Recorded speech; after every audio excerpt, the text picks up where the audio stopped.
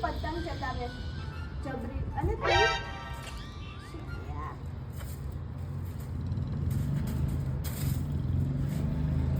અરે પેલા છોકરાએ કેવો મસ્ત શર્ટ પહેર્યો તું જો તું એવો લઈ લેજે એક શર્ટ મને એવો શર્ટ નો ગમે ને છોકરો બી મસ્ત જ છે ભાઈ જોડે હે ને